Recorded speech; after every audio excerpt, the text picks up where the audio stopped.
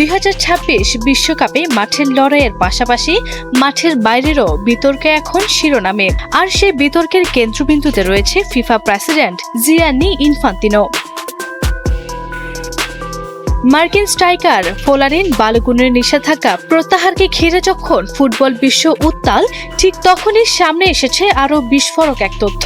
যুক্তরাষ্ট্রের সংবাদ মাধ্যম দ্য টেলিগ্রাম দাবি করছে 2027 সালের ফিফা প্রেসিডেন্ট নির্বাচনে ইনফান্তিনোকে আবারও ক্ষমতায় ফেরাতে গোপন কাজ করছে ইংল্যান্ডের ফুটবল অ্যাসোসিয়েশন FA।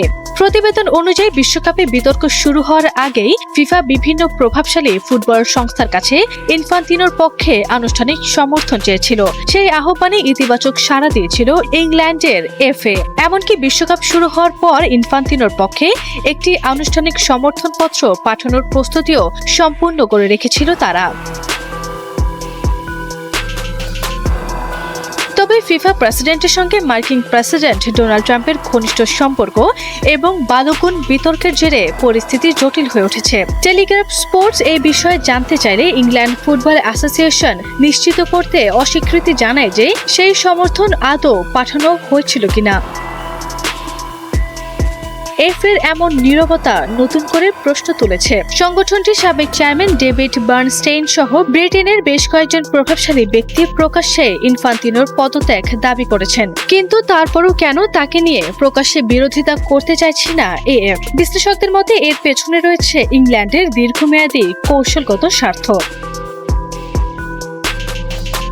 আগামী নভেম্বরে 2031 নারী বিশ্বকাপের আয়োজক হিসাবে ইংল্যান্ডের নাম আনুষ্ঠানিকভাবে ঘোষণা দেওয়ার কথা। পাশাপাশি ভবিষ্যতে পুরুষ বিশ্বকাপ আয়োজনের দৌড়েও নামতে চায় দেশটি। সেক্ষেত্রে ফিফা প্রেসিডেন্টের সমর্থন পাওয়া তাদের জন্য অত্যন্ত গুরুত্বপূর্ণ।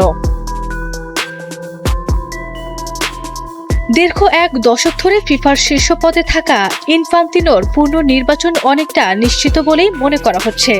এর আগে 2019 ও 2023 সালের নির্বাচনে বিনা প্রতিদ্বন্দ্বিতায় জয় পেয়েছিলেন তিনি। ফিফা ফরওয়ার্ড কর্মসূচির মাধ্যমে বিভিন্ন দেশের ফুটবল উন্নয়ন প্রকল্পে বিপুল অর্থ সহায়তা দিয়ে জাতীয় ফুটবল সংস্থাগুলোর সমর্থনও নিজের পক্ষে টেনে নিয়েছিলেন।